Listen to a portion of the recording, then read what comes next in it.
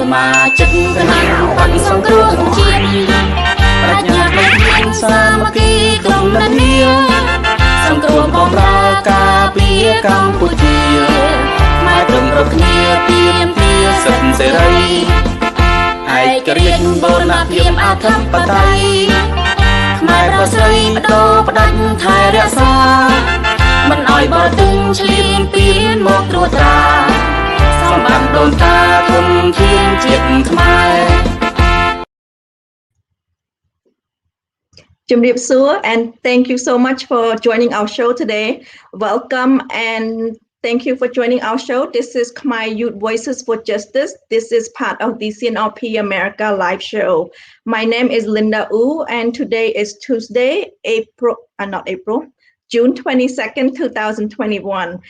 Before we start, and I have two gentlemen here and a little bit, basically an older guest. I would like to basically ខ្ញុំប្រកាសណាសូមក្រាបថ្វាយបង្គំព្រះសង្ឃគ្រប់អង្គជាទីគោរពនាងខ្ញុំសូមជម្រាបសួរបងប្អូនជនរួមជាតិទាំងអស់ជាទីគោរពនាងខ្ញុំ Linda Wu ចាកម្មវិធីថ្ងៃនេះជាថ្ងៃអង្គារកម្មវិធីរបស់យើងគឺជាភាសាអង់គ្លេសនាងខ្ញុំអត់បាននិយាយភាសាខ្មែរទេថ្ងៃនេះដូច្នេះហើយសូមអភ័យទោសហើយសូមស្ដាប់នឹងទស្សនាកម្មវិធីរបស់យើងជាភាសាអង់គ្លេសចា Thank you.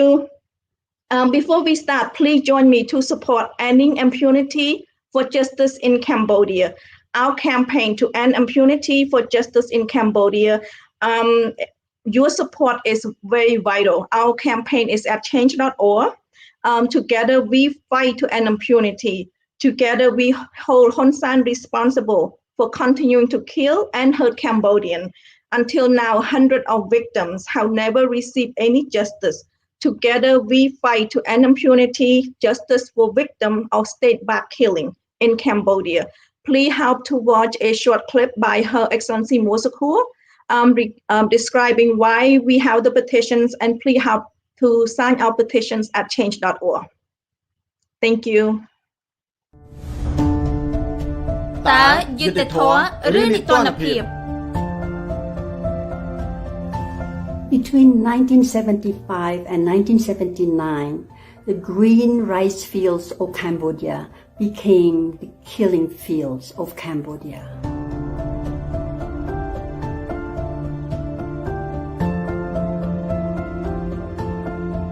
Over 2 million lives were lost, including the lives of my own parents and many of my relatives. The Khmer Rouge wanted a society that is equal according to them. We still live and we are haunted with the legacy of the Khmer Rouge, which is the culture of impunity that continues to exist in Cambodia today. It is for this reason that we have started a campaign, worldwide campaign, a campaign to end impunity in Cambodia by seeking justice for cases, for the executions, for the killings that are organized, that are backed by the state. Among those cases of state-backed killings are the killings of Chivichir, the very famous trade union leader, Bisep Pilaka, a ballet dancer, of Kemley, an independent analyst, of Chutvuti, a well-known environmentalist, of Venerable Sun Bunthun, who was advocating for the monks to have the right to vote, including workers who demanded fair wages. The campaign will also advocate for governments that are members of the United Nations to put pressure on the government of Cambodia to conduct independent investigations by using universal tools such as the UN Protocol for Independent Investigation. The campaign will also advocate for governments that believe and want to protect universal human rights to impose sanctions on the leaders of the government of Cambodia who are implicated in these state-backed extrajudicial killings. We ask you to be with us, to support us, to be part of a campaign to end the culture of impunity in Cambodia and to find justice for those who have been waiting for justice for their loved ones killed by the state. There cannot be real peace unless there is justice. There cannot be justice unless there is independent investigation. And then to take those cases to an independent justice system. Join us by signing on this petition. Thank you.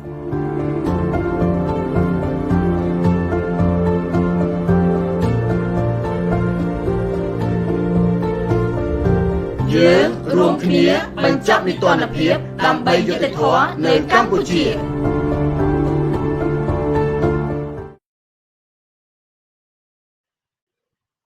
Welcome back, and please support our petitions at change.org. I just checked a minute ago. So far, we have 91,000, almost 91,500. So we're getting up there, but it's not enough. So it's not enough signature. We're looking for at least 500,000 signature. Please help to support our petitions at change.org. Ending impunity for justice in Cambodia. Thank you. And once again, welcome. And once again, my name is Linda. I am broadcasting live from Los Angeles, California. Thank you so much for being here today. Our topic for today is basic responsibility of government. We're going to speak regarding Cambodian government. Basically, we're not calling the government Cambodian regime. And I have two wonderful guests that's here. One of them, he's been here many times, and one of my guests, he's brand new. So I would like to introduce one of my brand new guests. His name is Daley.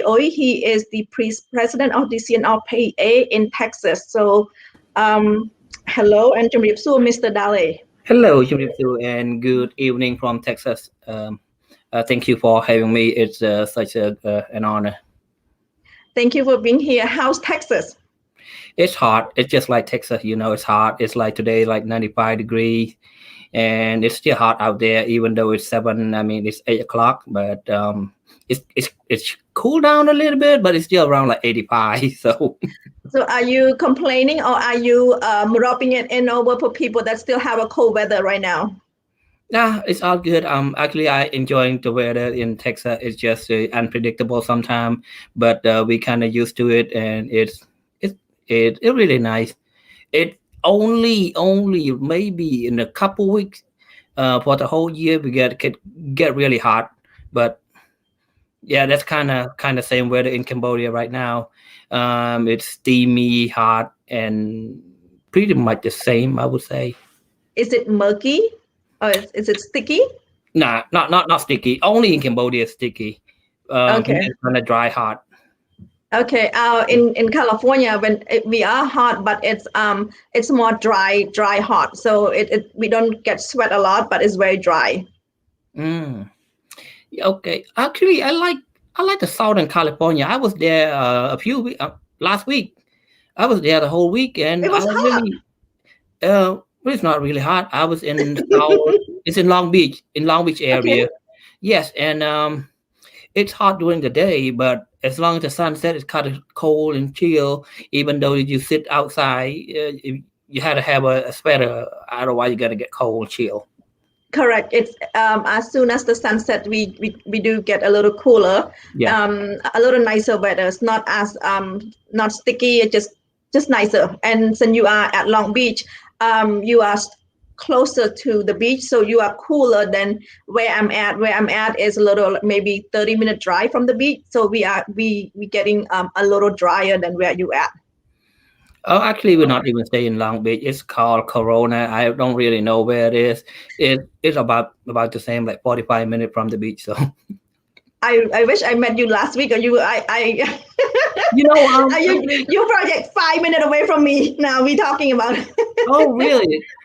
Because the thing is, it's supposed to be a family trip, and I know if I would say openly, I know I probably don't have time to visit all my friends, so that's why I'd rather go there and lay low. And because I know I don't want to tell them, "Oh, I'm gonna go visit you guys," and then I can't make it. So yeah. Thank you. So let me see. Since you I guess you my only Texas guest. So how's the COVID-19 in Texas? How does everything open back up now, or how's it going? Everything is really open. No people wearing a mask outside anymore. It's like optional that you go to store and you get your own mask. You still some people wear the mask, and like a big store like Walmart, CVS, Walgreens, Kroger, there's no more mask requirement anymore. But yeah, it's up to you now. So I'm kind of like it. I try to see it everything back to normal after we have a lot of people vaccinated, and I hope everything come back to normal, because everybody's sick and tired of the wearing masks and all that all the craziness that happened for the past years. Yeah, correct. Same here. Since you were here last week, California also opened up. CDC also, issue out, if you vaccinated, you don't have to wear mask in public, or small gathering, you don't have to wear mask. So I believe the whole country is like that, and I am glad we getting back to what almost normal, not as normal, but almost normal. And it's a sad situation where you realize that 18 months ago that's so chaotic, but now it's a little calm and looking forward to a normal country again. Yeah, absolutely. Well, thank you so much, Mr. Daley, for being here today. Let me introduce my other guest. Mr. Sophoan, how are you? Linda, I'm very good. Thank you. Thank you for having me today. Thank you for being here today. How's everything in Canada? Yeah, the weather is pretty hot a little bit today, 25 degrees, but feeling like 32 degrees. And enjoy the sunshine because we started the summer last Monday, the first day. So today is the second day. So kids enjoy outdoor a lot. Thank you. And I didn't properly introduce you. You are a chairman of the Electoral Commissions for Overseas Cambodians. What is that basically? What is the title? Yeah, actually something that we are working toward the participation of Cambodian overseas with politics. And one of the good governance and democracy is the election.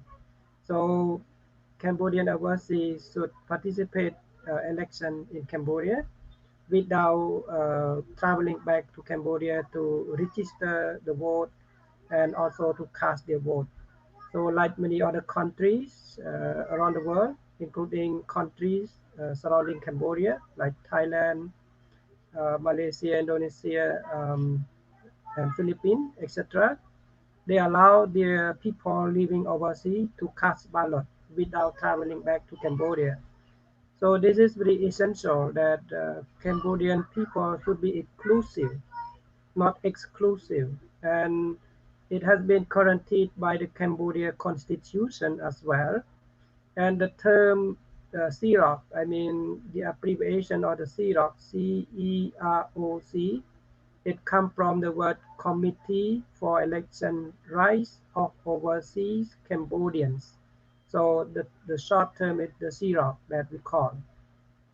Thank you, Mr. Sophoan. Thank you for explaining that. I saw that on your title. It would be nice if we all can cast our vote from overseas.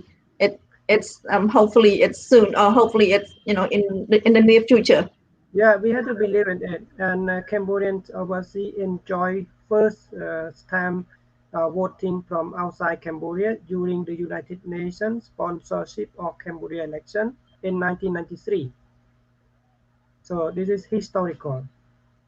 Thank you, Mr. Sophoan. Let me put Mr. Daley back, and we will start our discussion on our topic for today. Well, let me ask you, how was your weekend? How was Father's Day for both of you? Oh, Father's Day. my kid, they draw a very beautiful picture for me, and Perfect. they dedicated those arts for the Father Days, and also they clean up the house, Oh, and that's even they, better. That's the yeah, best. and they did laundry. How about you, Mr. Daley? What did you do? Well, I'm gonna have to wait for that compared to Bong or Sophoan because I only had 3 years old. Oh, So okay. I actually took him with me in the car with a mountain bike, but I go to the lake and we park the car and we both get on the bike and circling around the lake, and he really liked it. So Good. that's what my Father's Day for me. That's good. That's good. At least you enjoy. You are spending relaxing time. It's not doing something anything worse than relaxing time. So that's a good thing. Yeah. Thank you. Our topic for today is basic responsibility of government. Before I start, I would like to do a little definitions. A government is a institution through which leader exercise power to make and enforce law. A government basic function are to provide leadership, maintain order, provide public services, provide national security, provide economic security, and providing economic assistance. So that's the basic, simple definition of government. We will focus on three different areas of that definition I just read, and we will put that and also compare that, not compare, um, talk about Cambodian government. Number one is to protect people, making safety from neighbor country threat. And when I'm talking about that, I'm talking about recently is China and Vietnam. Um, do you have any regarding protecting the people? I know a lot of Chinese coming into Cambodia and also send the Paris Peace Accord where the Vietnamese soldiers are supposed to leave the country, but instead they become civilian and their family is continuing to stay. Um, Mr. Daley, would you like to elaborate on either China or Vietnam in Cambodia right now? It's a really dangerous situation for Cambodia people right now, because the government, or you could call another way, the regime, because the government they hold the responsibility and regime they don't. So they call themselves a government, but they acting as a regime. So for example, when the Chinese immigrant, thousands of them flow into Cambodia, it's just uncontrollable, and we've seen that the Chinese official, I don't know if we call it official, but they wear the Cambodian uniform with the Cambodian ranking, driving a law enforcement of Cambodia, and they even hold the identified card as the Cambodian general. So it's really, really dangerous that we will see that happen. And when they stop by and get caught, they don't even speak Cambodian. They don't even know what Cambodian is. But for some reason, they have all that power. They have all that backed up in their pocket. So and that's including like thousands of them that we don't know who would be in there. That's the same thing in Vietnamese, like you said. It's a Paris Peace Accord agreement in 1991. They're supposed to withdraw all the troops back to Vietnam. In fact, they don't. They only change the uniform. They continue to stay. And you're thinking about the time that right now, even though they have a kid that born in the 1991, right now they already 30 years old already. So you can imagine, like, for a man or 30 years old, they could be work in a high ranking in government official. We don't even know because they were born and raised in Cambodia, so officially they're Cambodian. But and that we including the one that was born and raised in Cambodia in 1979. Yeah, that would be 40 years old, 41 years old, and a lot of them that we don't know how power they are to stay in the government. They could take and control the government nowadays. Um, China is the same thing. They step in for the last few years, and these two countries, they don't care anything about the owner people of the country, as long as they get their advantage, as long as they get their power and the corruption. That's all they care about, and people of Cambodia will be living in danger. Yes, and so basically, it's not protecting the people of Cambodia. Mr. Sophoan, can you chime in, or can you help our audience to understand what does Chinese people doing in Cambodia? Are they doing business? Are they having business, or what kind of people that flying into Cambodia? I know that's probably 2 or 3 provinces that's they basically running the town right now. Yeah, Linda, and thank you, Daley. The Cambodia issue is the geopolitics. So when we talk about geopolitics, Cambodian government itself have not yet strengthen its power, and especially uh, building a strong institution. So when you don't have a strong institution, you are easily dragged by neighbor country or by the powerful country. And you talk about China and Vietnam, we are reminded of during the Khmer genocidal regime, so 1975, 1979, that geopolitics in that time was conflicted between U.S., uh, Vietnam, China, and Russia. So the history repeats itself right now under Hun Sen leadership, because he have not built a strong Cambodia. He has weakened Cambodia as a country. That's why he needs protection from China. Um, and when Cambodian people or some observers see that when China step in, the influence of Vietnam will withdraw. And this perspective is not right. Because why? Vietnam government, they use soft power to infiltrate, or we can say undermine China influence, or we can say that Vietnam government or Vietnamese leadership, they have used a tactic that all the effort by China to control this region, or we call a former Indochina Peninsula, Vietnam will undermine those efforts. You can see Vietnam can undermine Chinese influence during the Khmer Rouge regime, and at the end, Vietnam can invade Cambodia in 7 January 1979 with the support of Russia. So in the future, with the current situation, we can predict that Vietnam can invade Cambodia again under the supervision of United States. Who knows? Because this is a geopolitical benefit. The rivalry between U.S. and China. So when the conflict between China and U.S. become more tense, Cambodia cannot avoid become a byproduct of this competition. And the person or the country who benefit the most is Vietnam right now, you can see. And Cambodia under Hun Sen leadership, he create national disunity. Right now, we don't have unity at all inside the country.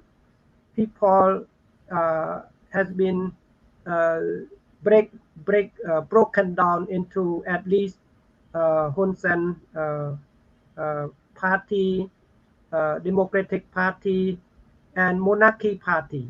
Right now, you can see three of them fighting inside the country.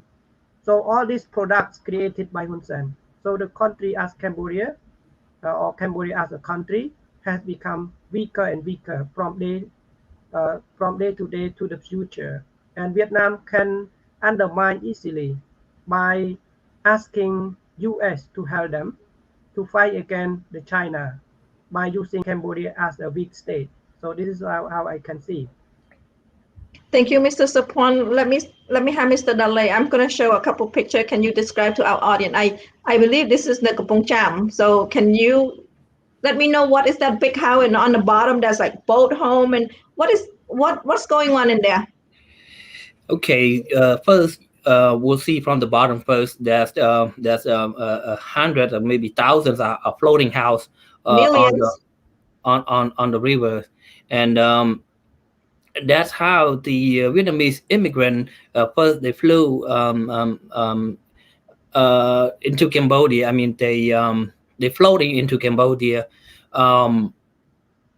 They stay on the boat or on a floating house maybe 10-15 years, and without any paperwork, without any document. They just came and stay, and by the time when they build big enough fill up in the river, and then the government Cambodia, the regime, I would say is the puppet from the Vietnam. They would help those immigrants to stay on the land. For example, I'm not sure, maybe 2 or 3 years ago, there's a 40 hectare.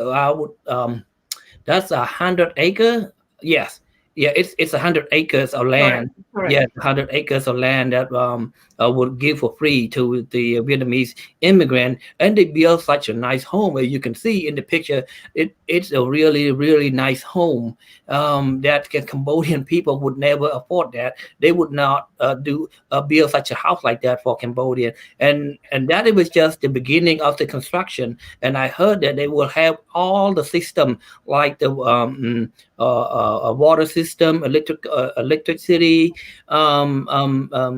medical center, a shopping center. They will have provide everything for them. And on the opposite way, the Cambodian people, they get to force out, they got to kick out from the land, they burn out the houses, and they arrest who will stand to protect the house. They throw them in jail. It's really sad, and that's the reason why I cannot just ignore all these pictures, ignore all these problems that are happening in Cambodia. As myself, as a Cambodian citizen, I had to join the movement of the Cambodia only Democracy Party, CNRP. CNRP in the United States, so we can join, we can help and support backbone for them, so they can help continue to fight for freedom, for justice in Cambodia, and also just like we do.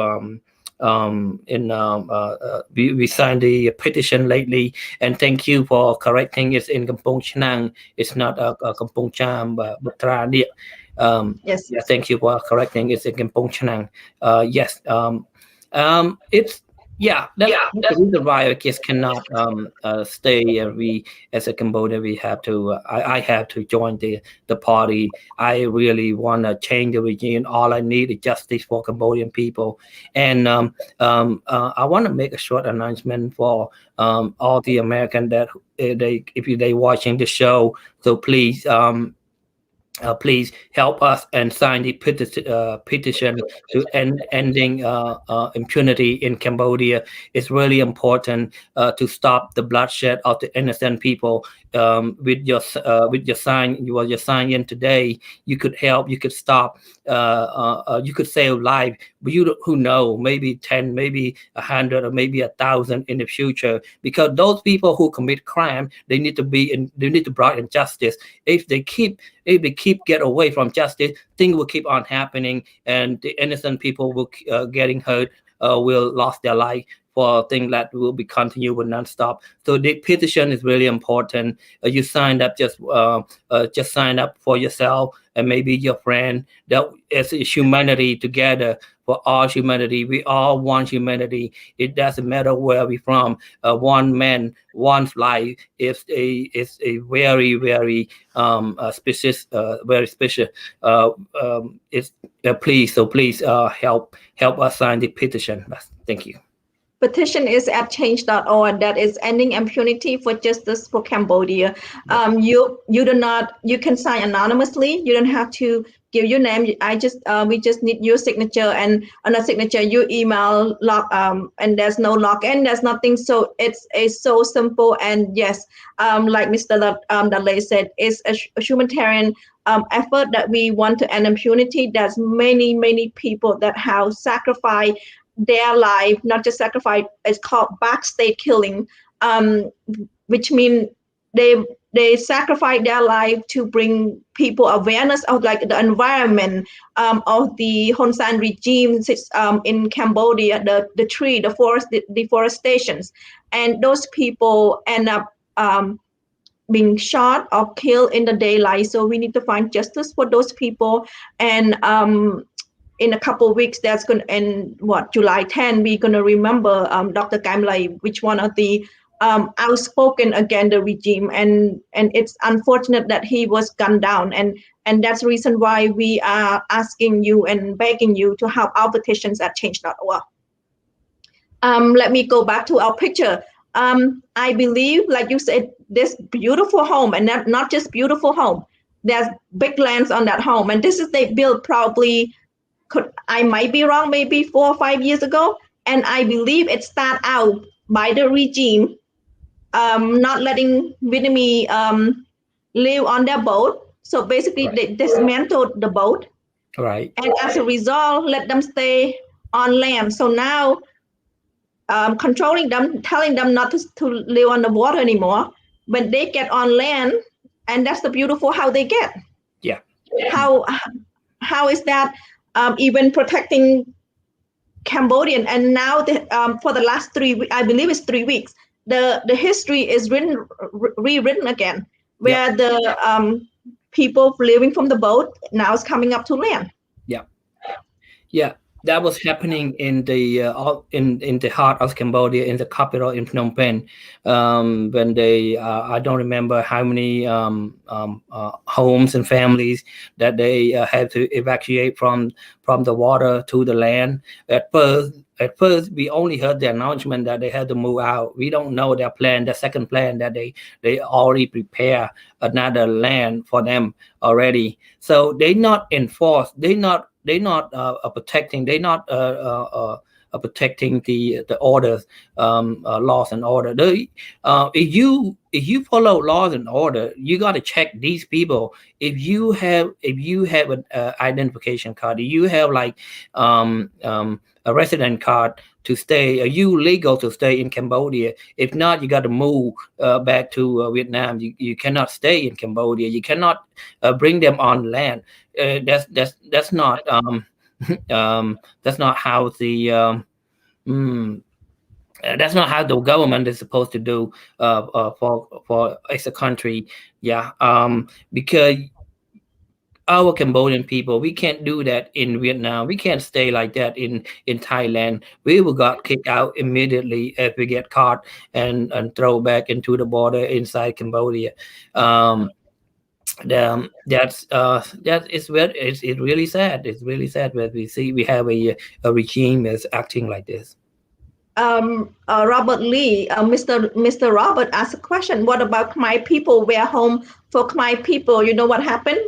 The lake, the natural lake, it's been sand on the lake and push the people out and build a condo on top of that and make money on top of that. So the people of Cambodia being pushed to the city side, to the countryside without any compensations, and that's how land grabbing happened.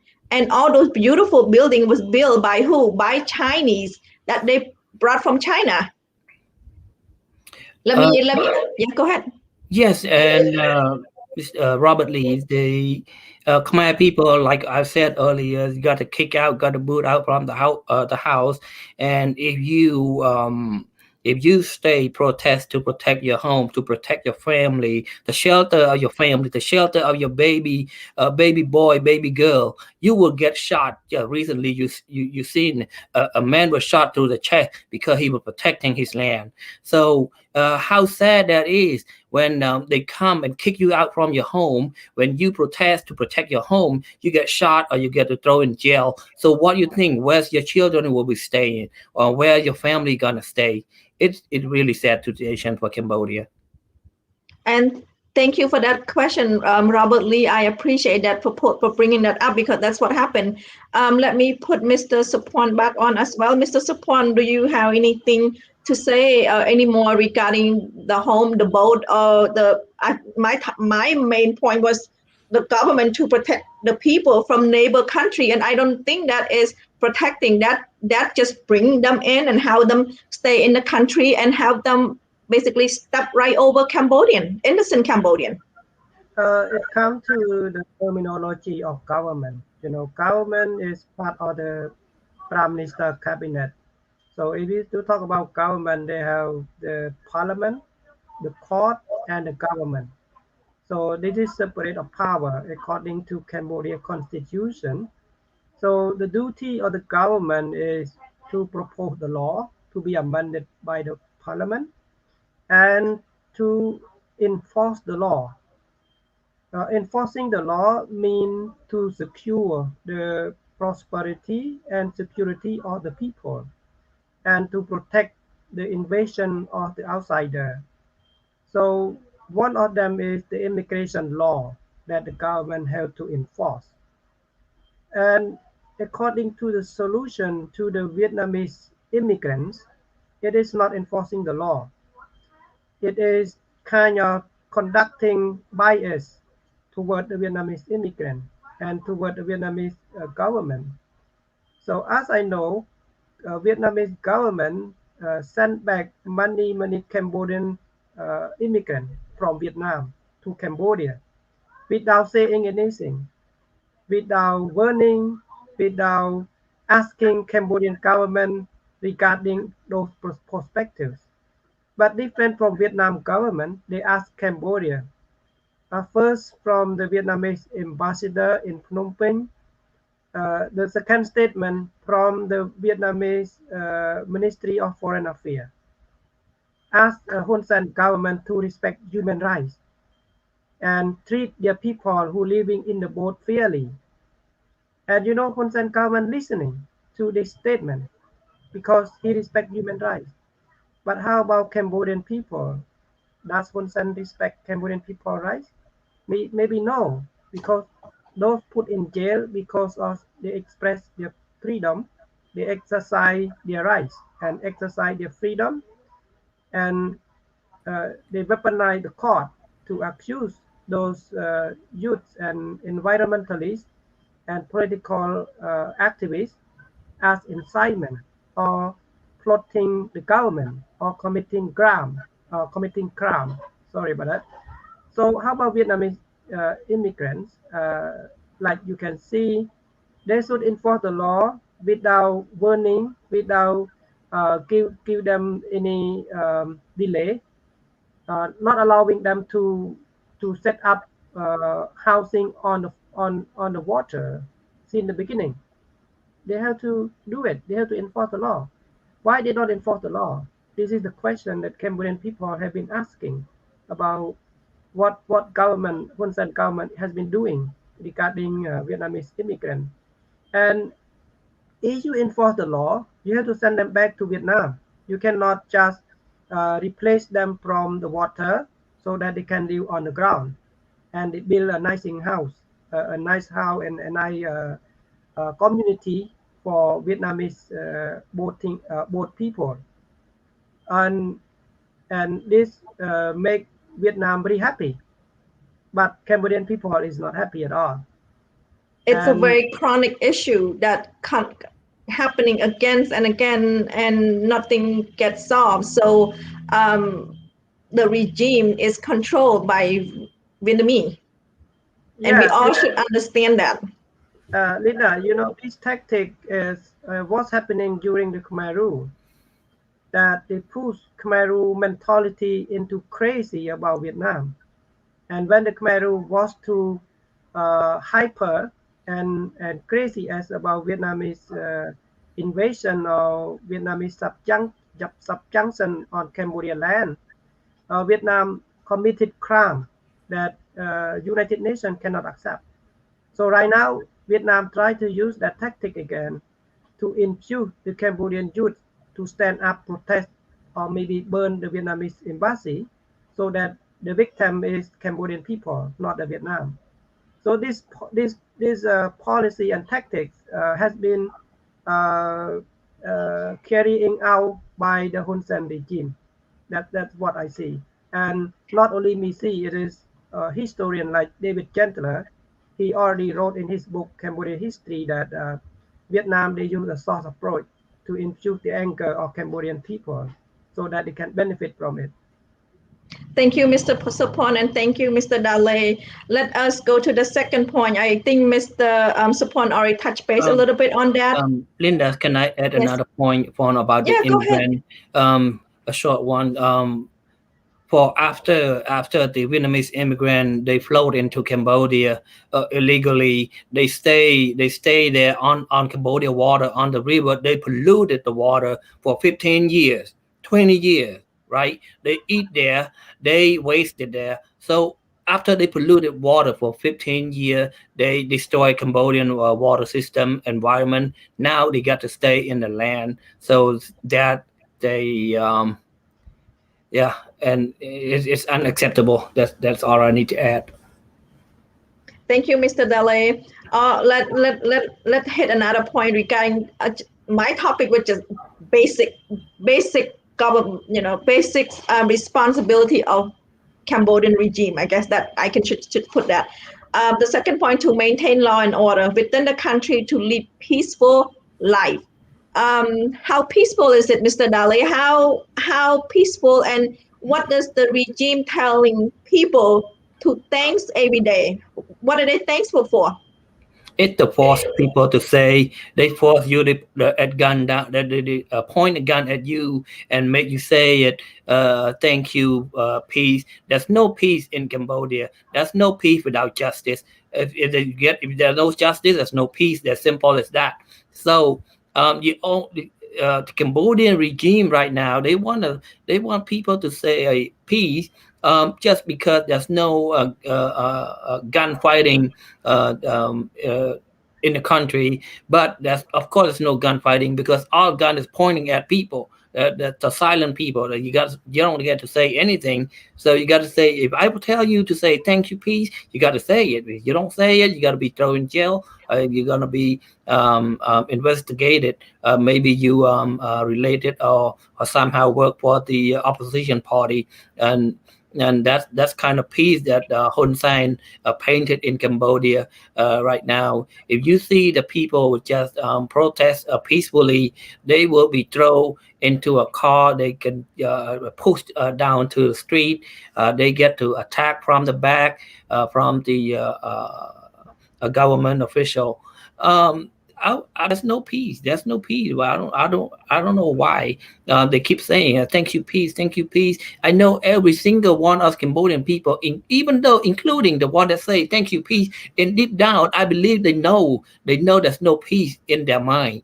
They just got to say it so they can to be stay in the shadow. That's what I'm pretty sure of, because if a lot of people, if Cambodian people, they believe on that. If you think the Cambodian people believe there's a peace in Cambodia, let's have a real election. Let's bring back all the CNRP back in the country and get the real election and see who voting for peace and who voting for CNRP. And basically bring democracy back, fair and free elections. And it's say, maintain order within the country to lead a peaceful life. How can you be leading a peaceful life when the regime so scared of this 4 kid last week got arrested for telling people how environmental activists, and they are so young. A country should be so proud that they have the youth, especially the youth, to care and concern about the environment, but instead they are so afraid. So afraid. So thank you, peace, for, that's not a peaceful life at all. No, absolutely not. There's just young poor kids, and the government cannot stand for them. They so paranoid. That's what the word for them right now. They paranoid with the just the young kid who loves the environment, who loves the tree, who loves the yes, who just love the environment, and they are environment activists. They were complaining about a lot of trash in the river, a lot of plastic garbage in the sea, in the ocean. The dirty water was being flowed into the river without filtration. So that's all they was talking about. And the government is getting paranoid because of these poor kids. They speak the truth. They reveal what is the unresponsible for the leadership in Cambodia, and just for that they got to throw in jail. Get accusation that we say them is like I don't know what they're charged for. It's just ridiculous. For inciting Inciting, yes, yes, inciting the that's government. That yes, yes, that's yes, what is popular. That's what And yeah, everybody that's will throw in everybody jail. got charged on. Yeah, everybody Yeah. got thrown in jail for the same reason. Yes. So talking about plastic, for talking about the pollutions into the water. So Mhm. that is incitement and basically thank you, peace. Mr. Sophoan, would you like to add a little bit into that thank you, peace slogan? I agree with the audience who comment that no peace, no justice. So peace, according to Hun Sen, is just a propaganda. So when we talk about propaganda, he tried to justify, he tried to back up his wrongdoing, and in order to control and to keep the power. So he used peace as a propaganda. Actually, you cannot say thank you peace. It is it is not a leadership. It is a kind of something people come from the forest or come from the wild and saying something like that. Because why? Because it doesn't make sense. It doesn't make sense for the intellectual, but it really makes sense for the uneducated people that you have to say thank you peace. Thank you, peace only if everybody enjoy that peace, and at the same time no people cannot talk, people cannot express the freedom of expression being pulled away. Just the four kids talking about environmental, and that is it. And we have many opposition activists that's in jail for protesting, basically in jail for incitement, and there's many more that we cannot fit into the poster. And this is also the environmental activists that being thrown into jail, and all of them from incitement, all of them from talking about deforestation, a topic that brought up that people realize that the tree is down, and the regime is not doing anything, and and it's not calling economic growth at all, but economic growth into their pocket, not to the Cambodian people. And that's the face of people that protecting the environment, people that dare to say the truth regarding to the regime. And this is many of them as this picture CNRP activists that dare to protest against the regime. Yes, and I saw those, including those kids, just a singer, a rapper who also thrown in jail because he rapped a song who talking about the truth about the real society in Cambodia. That is so sick. Yes, and Can I correct, add? Mr. Can Daley. I add one thing? Yes. One of the roles and responsibilities of the government is to protect freedom and rights of the people. But according to what we have seen is they are not protecting, but they're destroying freedom, liberty, and rights of the people. So freedom of speech and freedom of assembly, peaceful assembly, and freedom to love their community, to love their environment, and to love their border sovereignty. So you see Rongchon and other political leader who has been arrested and jailed. They express and worry about the encroachment of Vietnam into Cambodia border, and they were arrested and in jail until today. And the picture that you saw, they're pretty young. Some of them 17 years old, underage, and most of them are under 20 years old. So we should be proud, but because they are the future, They are the future of Cambodia. So if you want to destroy one country, you just destroy the future and no more country. Yeah, thank you, Mr. Sophoan, and thank you, Mr. Daley. It's exactly the youth. We always complaining they're not learning, they're not doing anything. But this is the country that how youth, that how the wealth of information, the youth brought up all this information, and then they arrest them for freedom Yeah. of expressions. And Yeah. so in order for anybody not to get arrested, thank you, peace.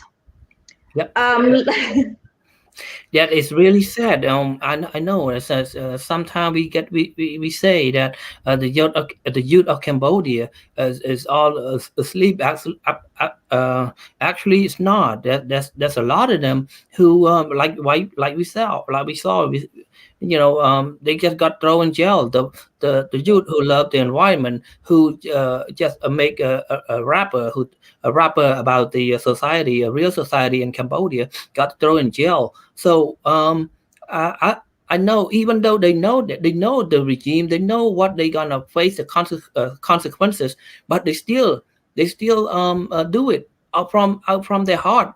There's nobody tell them to do it. It's out from their heart, and I know there's a lot of them who want to do that, but they also afraid. So I don't think the Cambodian youth is all sleep like that. There's a lot of them that they know the justice. Just like lately when they arrest those poor four kids, and I see it a lot of talking over on the social media, and every picture that they share and post about them, that at least 2 to 3 thousand people like and share. So I know it's awakening for the Cambodia youth.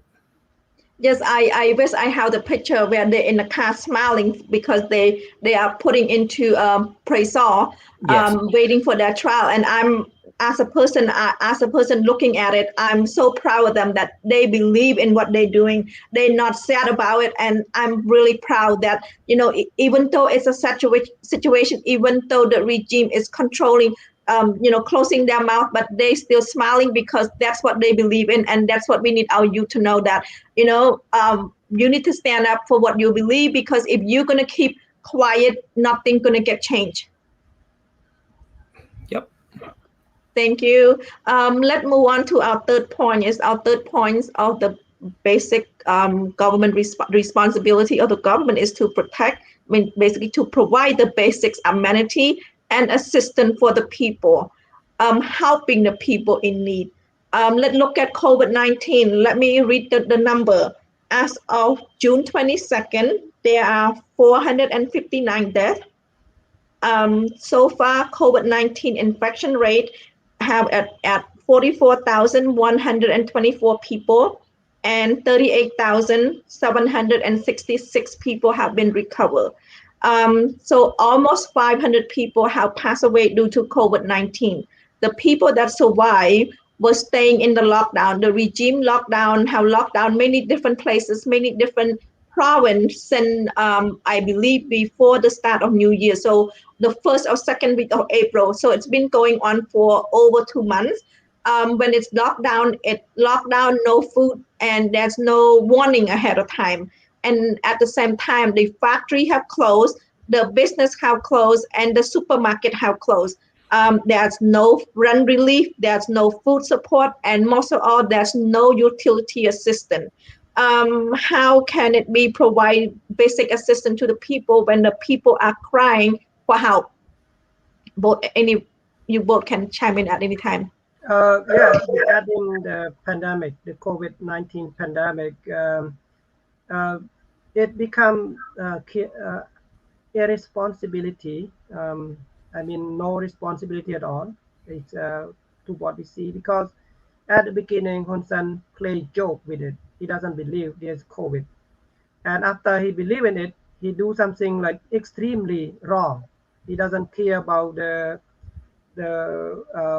psychology of the people. He doesn't care about the providing basic need to the people. He doesn't care providing necessary treatment to the people, because according to what he did is for politic gain.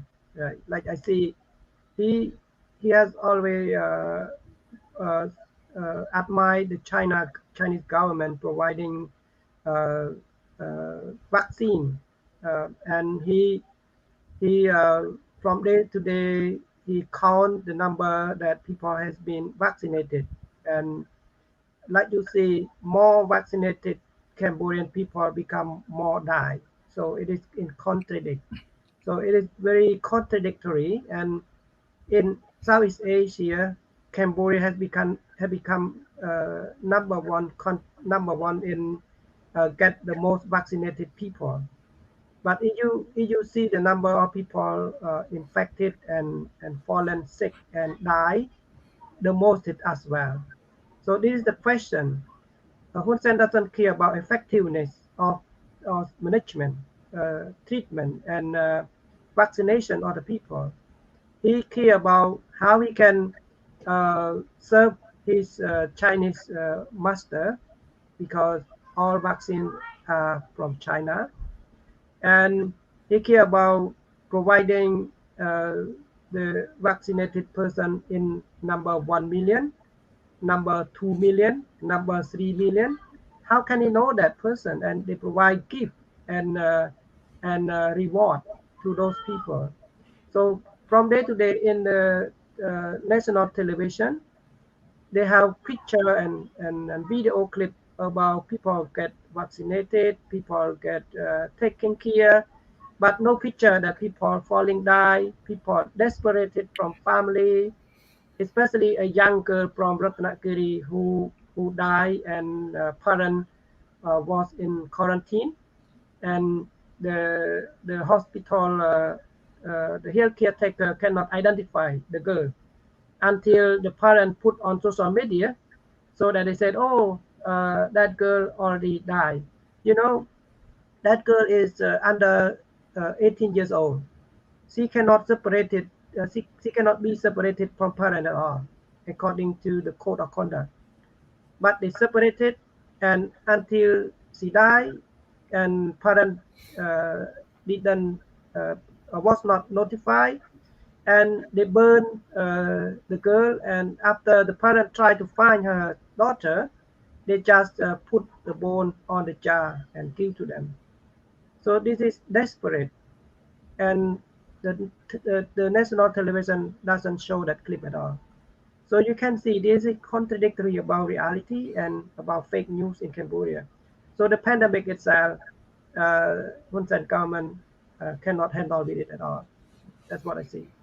What's not fake about the COVID-19 situation in Cambodia is the lockdown. The people are desperately going hungry. People are desperate for food and begging for food, and no assistance. They are willing to set up a tent to sell food while people cannot go to work. How can they support themselves? When you're talking about vaccination, it's brought up recently. I saw on televisions that Hun Sen is putting himself on quarantine. How Mr. Daley, you got vaccinated, right? Will you put yourself in quarantine if you are hanging around with infected person? Can you help me with that? Absolutely not. Absolutely not. That's the reason why. That's the reason for the vaccine for. That's what the vaccine for. That's why the America, they got to reopen the country after a lot of people, most of people got vaccinated. Hun Sen, he so proudly, the word that called him out from the China journalist is calling, I don't know what the word to translate in English. It will, I would say, the idiot who drives the wrong direction, and he's so proud of that word. And he handsome man walking the opposite direction. I would say the idiot. I don't know the word handsome for him. I would call him the idiot who go in the wrong direction, who drive the wrong direction, because they're only an idiot who go in the wrong direction. The one that don't know nothing who go the wrong direction. If you go in the wrong direction, you drive in the wrong direction in the country. First, you would say, the other people say, oh, this guy out of town, he don't know where he's going. And second, he's an idiot. He get the drunk people who would do that. But he's so proud of that word. He Yeah, he publicly say that he's so proud of it. And since the first hit, when the world got hit from COVID-19, he don't care about COVID. He even throw people in jail. People talking about COVID. I remember that. He asked the people to, he kicked people out from the meeting if he spot them wearing a mask in the meeting. That when the time the whole world was hit so badly on COVID-19. That's how he reaction at first to COVID-19, and then after the world start to back up to normal because they have the vaccine. A lot of people get vaccinated, and Hun Sen start to changing again. He go wrong direction again. He get panic, and he saying we have a lot of infection in Cambodia, and the way he handled the crisis is just it's just there's no leadership in there. You look at the quarantine center. It's so ridiculous that you put people in the quarantine center. In here, if you get affected, you get quarantined at home. That's the only safe place and cleanest place for you to stay quarantined in your home. You don't take people, 100 people, thousands of people into a building, collect them together. Where are they going to use the shared bathroom for 100 people?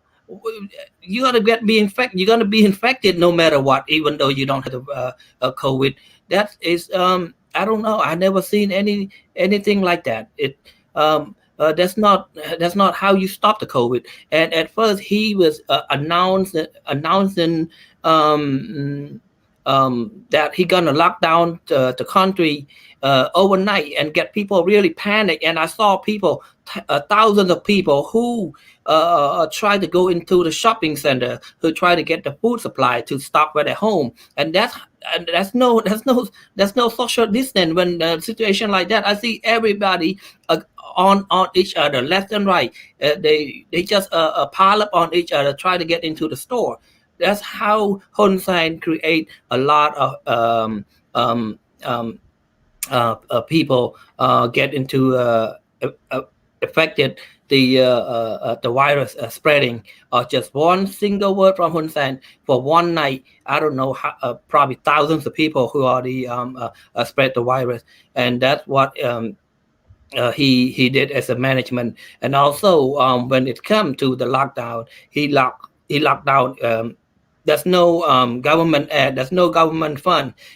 He announced that will be 30,000 Cambodian money, 30,000 Cambodian money, which is $75 for a whole family. For a whole family, $75, and then 25 kilogram of rice, one case of instant noodle, and 20 cans of the not the dry fish, Tuna fish. sardine canned fish. Yeah. Yes. That's what he said in the first time he gonna give them. After that, he changed it within a week. He said he cannot afford to do that. So that means there's no more money helping. And then he said instead he got to give food instead. But when the time to provide food, there's a government tent who will sell the food for you, not free. You have to go down there and pay to get food. So you get locked down. You don't have business. You're locked down. You cannot go out and make your income. Yeah, you got stuck in home, stuck at the house, and you got to spend money and pay for the government to get food. That's how Hun Sen he running how he control the crisis of the pandemic in Cambodia. It's just killing people, and a lot of people get hunger, and then he don't. And he, at the same time, when he tell people that he doesn't have a $75 for a whole family, he still has a $3 million watch, a fancy watch. It's not only one. He have at least 3-4 of them that over $1 million, and he don't consider to sell his watch to help out the people. He still keep those fancy watch, and that's no help. Yeah, there's no help, and he's a big failure on how he handled the COVID crisis. That um that's why we don't need Hun Sen to run the country anymore.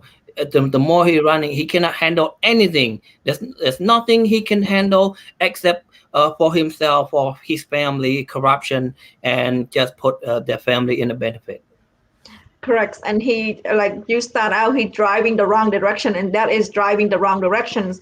Talking about food, talking about selling food, it's not at a discount, it's at a regular price. And all those noodle, all those water, who own them? His family owned those. So basically, when the people are going hungry, his family benefit from selling Yes. those food to Yes. people that are hungry, and at Yes. the same time not many people can afford to be buying those. Right. If the families are factory worker working in a factory, the factory closed down, how can they afford? They making, I believe, less than $200 a month, and when the factory closed, there's no compensation for the time that they're not there. So how can a regime or a government that supposed to provide a basic assistance to people?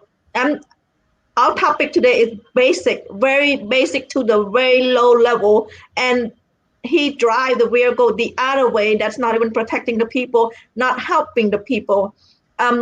Mr. Sophoan, sorry, do you have anything to chime in? No, that's good. Yeah, Um, I love listening. Yeah.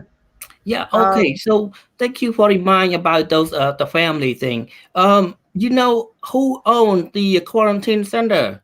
That is his family. That is his daughter and his son-in-law who own the quarantine center. So the government pay Hun Sen's daughter and son and son-in-law to rent out the quarantine center. Who owned the right? Who provided to sell it to Cambodian people? That's his son-in-law. And who owned who owned the hospital? Put people in the COVID. That is his son, his number one son, Hun Manet, and his wife. So it's all around in his family. His family benefit from the pandemic. He make his family really benefit from the people who are dying in this crisis. And I remember, like Bong Sapon mentioned earlier, that one poor girl who she got infected, and then she got separated from the family. Really sad. That's not the way we do it here. They get to stay in the family. They get to stay in the house. They get a home treatment. Unless you can't breathe, you got to stay in the hospital. But still, you cannot separate the family. And when she was missing for, I don't know, Bangpon, like how long, how many months, and then 3 months, about 3 3 months. months, yeah, and then he found out she already passed away, and they cremate her, and they put her ashes in the urn, and the family, there's no way the family can tell that ashes belong to his daughter. How he know that? How he know that it belongs to his daughter? It's really sad. That's the only daughter too. That's really sad. It when we're talking about this, Hun Sen is just he's a big loser. He can't run a country. He can't let this kind of a person take in charge of your future. I want to add about this pandemic. According to the research, they said that every dictator country, they cannot handle natural disaster. So like flooding or storm or pandemic like this, they fail. So what I see Hun Sen leadership, it is true. It is true from the theory that I learned from school. Thank you, Mr. Sophoan, and we are, we spent over an hour already talking about my topic, with its basic responsibility of the government. Again, I want to remind our audience, we are not talking about anything special. We're talking about basic assistance to the Cambodian people, basic law and order, basic protection from the foreigner, and all 3 points. I'm not hitting any. When I started out, I read it definitions. I'm going to remind our audience, a government is an institution through which leaders exercise power to make and enforce law. A government basic function is to provide leadership. Once again, it's been over 40 years. The leadership is failing. The leadership does not care about his people. And the definition continue, maintain order, does not maintain order. He's maintain order for you to thank you peace. If you go over to environment and you say, hey, that's too much plastic. Hey, that's why it's polluting the oceans. You will be thrown in jail. And I'm on that note, I am so proud of the foreign environmental youth last week that they stand up and they still smiling even though they on their way to praise all. And that should be, we support them. We support their cause of supporting environment. And look, Sophoan also said about flooding, natural disaster. Again and again, Cambodia, a little rain, flood the city. We're not even talking about environment. This topic is not even on environment. Next week, I'm going to talk about environment. But this week, talking about three very basic responsibility of a government, in this case, of a regime should be able to taking care of his people, a regime that look at the world for the last 18 months that should able to take care of COVID-19 situations. But on June 19, he put himself on quarantine when he's already get 2 shots of vaccine. Who does that? Who does that? Maybe he's not staying quarantined. Maybe he's in trouble in some other health issue. Who knows? But we cannot trust him. That's the one thing about Hun Sen. We cannot trust him. He could say left today, maybe he'd say left in the morning, and he say right in the afternoon. He just like that. That's the way he been. That's how Hun Sen is. It's like pantry, and that's not how leadership we want. We don't want pantry leadership. We want leadership who know how to take care of disaster. We want leadership who know how to take care of financial situations that will bring Cambodians prosperity, will bring job into the country. We do not want our Cambodian to go to Thailand and work, and that's not a leadership that we want. We want somebody who understand that. If he quarantined for 14 days, he has to assign the duty to his deputy prime minister, Mr. Sophoan, but he didn't do that. So he flip-flop around. Yeah, we'll see. I think we just heard it on the 19th. I think like 3 days ago. So we'll see what's going on. I know he's hiding somewhere. I think the post out there is like, where is Hun Sen? So they're looking for him. Yeah, he had to assign all duty to his deputy prime minister. He cannot just quarantine and silent. No, he cannot do that. He is non-reliable. Well, Wong, you say he cannot do it, but he's doing it all the time. Because he's non-reliable. And we need to change that. We need to have people who stand up and have him accountable, that this is not how we run the country, and this is how it's been over 40 years. 40 years and it's not changing. So we need to, the people in Cambodia, inside Cambodia, need to say, we don't want that anymore. People are keeping poor. People that live on the water that is Vietnamese coming up to land and getting Cambodian land. And the people that have that land crying because it's land grabbing. Yeah, absolutely. It's really hurt for Cambodian people. It's really hurt to the heart when the immigrants stay in the water, pollute your water for 15 years, and what they get in return, they get to stay on the ground and get permitted and get the full support from the government. By the government kick out their own people from the land and throw the owner to jail or even shot and kill. So anything that will serve the Vietnamese people, Hun Sen will do it without hesitated about hurting people, his own people. Thank you so much. I appreciate both guests being here. And Mr. Daley, you are welcome back anytime. Thank you so much for your time. And Mr. Sophoan, thank you so much for both of your time today. And our discussion is very meaningful, very to the point, and I appreciate both of you being here today. Thank you. We're very pleasure to be on here for the first time, and I will be here whenever you need me. Thank you. Thank you so much. Do you have any last word for our audience? Do you have anything for our audience before you leave, before we close the session? Yes, absolutely. So please help again. Help sign the petition to ending the impunity in Cambodia. If you would help correct me for that.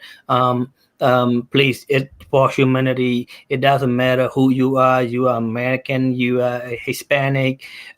China in America, Vietnamese America. You can help and sign to end this impunity in Cambodia. You can save the life of the innocent people. It's our humanity, because if those people, hey, they can get away with the crime, they will commit another crime and there will be another victim. If you sign them and bring them to justice, it will stop them from being so with your sign up in the petition today, you could save life. You never know, you could save life. You don't know, one life, two life, 100 life, 1,000 life. It is possible. So please join us and sign the petition. Saving one life, it should be enough. And if it should, because it's been 40 years and people are shot dead in the daylight, and we need to stop that, and we need to hold Hun Sen and his regime responsible. So please help to sign our petitions. We are looking for at least 500 signatures, and we only have 91,000. So your support is very important with our petitions. We need to stop the bad state killing in Cambodia. Mr. Sophoan, any last word? Yeah, my last word is I'm really proud of those young environmentalists. Even though they arrested them, they put them in jail, but they're still smiling. And they are the hope and the future of Cambodia. And I really encourage all Cambodian young people do the same like those young environmentalists. So let young people govern future of Cambodia. Thank you. Thank you both guests for being here today. Thank you. Thank you. And thank you, our audience, for joining us today. Our topic was very meaningful, very fruitful. The topic was basic responsibility of government. And I thank you, both of my guests, for being here. I thank you, both of my thank you, all my audience that been with us for over an hour. And thank you for your comment, and thank you for your meaningful comment. Everybody put in a really great comment, and thank you for that. I hope you have a great night today, and I hope you have a great rest of your weeks, and I hope everything is looking up. And I'll talk to you next week. Next week we'll talk about environment, and if we will have more youth coming up to the show next week, because of the environment situation that we talked about, the four youth that are arrested today. So we will continue that conversation next week. Again, thank you so much, and good night.